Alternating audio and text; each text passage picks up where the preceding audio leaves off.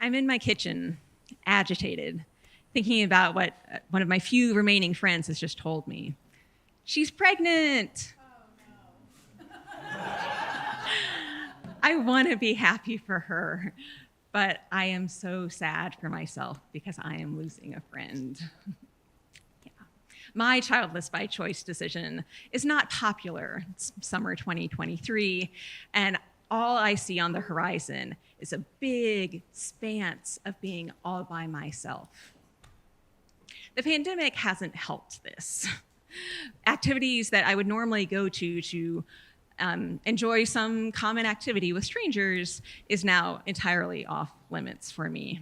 Throw in some ideological differences with some folks I thought were friends, and a few more folks are gone, and then toss into the mix that I've changed jobs and work remotely and am on a team of one. And the last few years, I have very much felt like an island. There's just been a few emergency level friends that are still hanging on, and one of those is soon going to disappear. My eyes glitter over to my windowsill where I have green onions growing. These little guys' hairs make notable movement every day, and they're going to need a haircut soon. I might not want the responsibility of anything that makes noise or needs a walk regularly, but I am absolutely a good mother to edible plants. With this clue, I am reminded that it's planting season, and so I go over to the planting calendar on the fridge to see what I can do in my little tiny apartment garden patio. I throw down some seeds and eagerly await for what's going to come next. A few days later, I'm searching the little apartment patio, and I see sprouts that have come up. These are like newborns, but I want them. And I am so excited that they have pushed through the soil and breached so that way they can get the full amount of sun. As I'm reading the seed packet to make sure that I care for them appropriately and get enough sunlight and soil nutrition, a curious phrase stands out to me.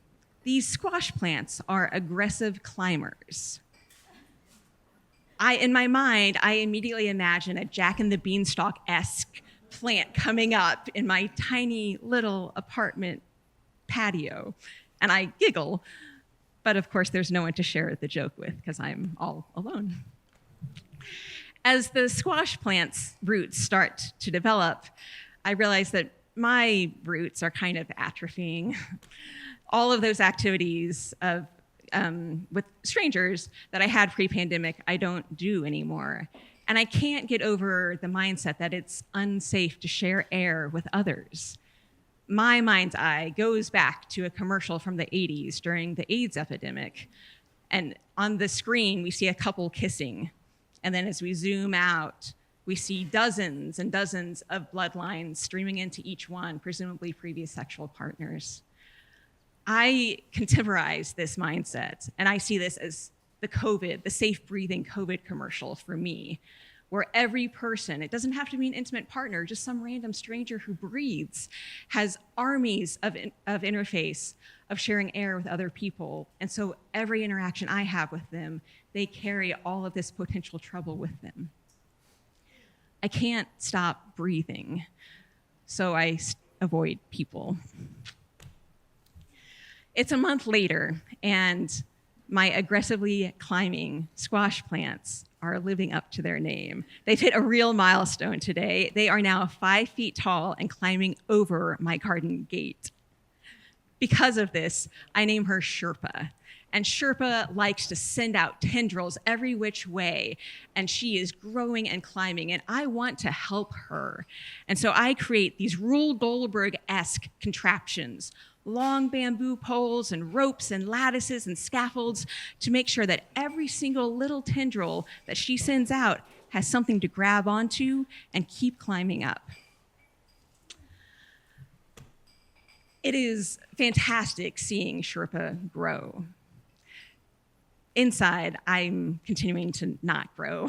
All I do is just replay this mindset of it's not safe to share air.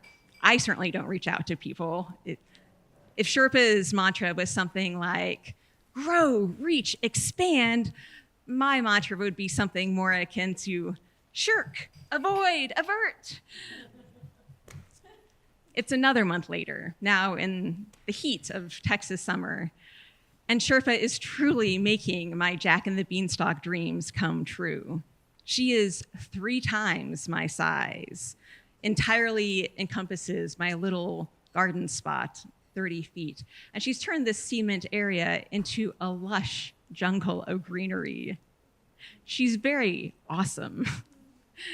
To support all of her weight, these scaffolds have continued. I've continued to put up these scaffolds and lattices and supports in her place, but she's also had to carry her weight on herself. And so when I look at her main stem, it's as big as my wrist. I look closer and it looks like striated muscle fiber. Sherpa is one fit plant.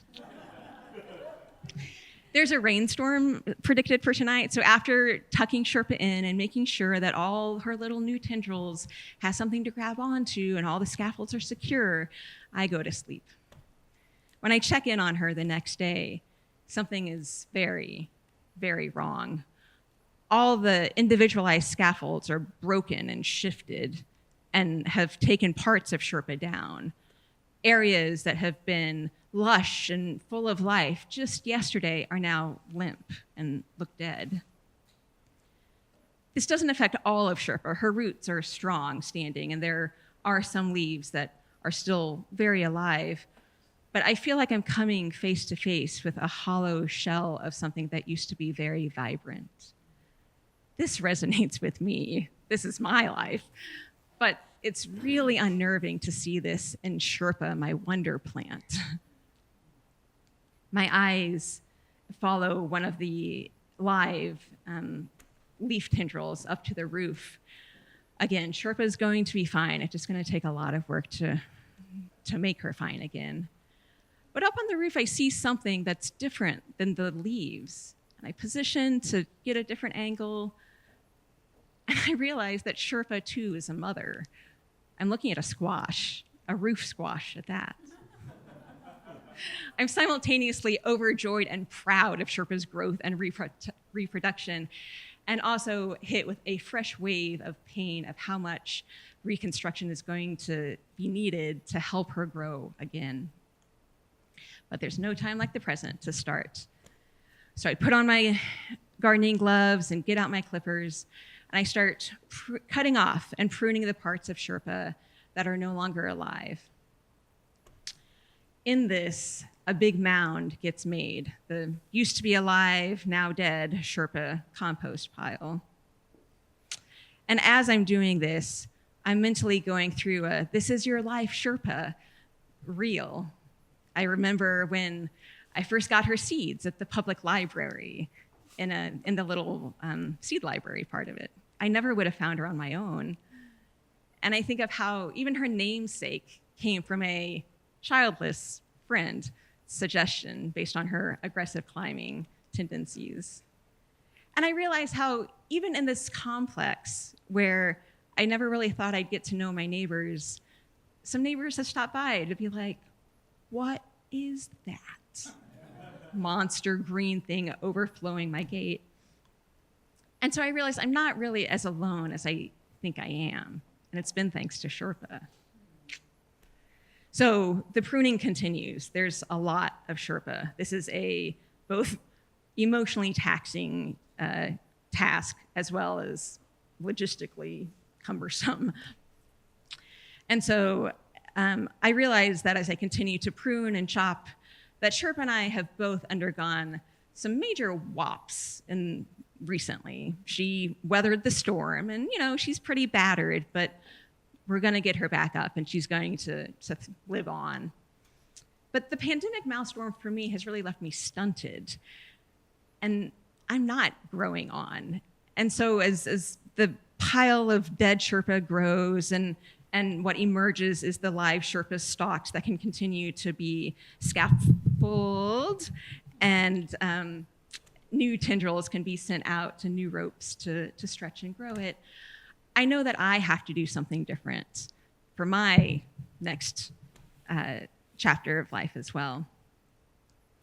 As I continue to cut and trim off Sherpa's dead parts, I think about mentally cutting off and trimming that safe breathing commercial that I've created for myself. I cut it off of where it's living in my brain and mentally place it in the pile of compost. That's not going to serve me anymore. I have to share air with other people.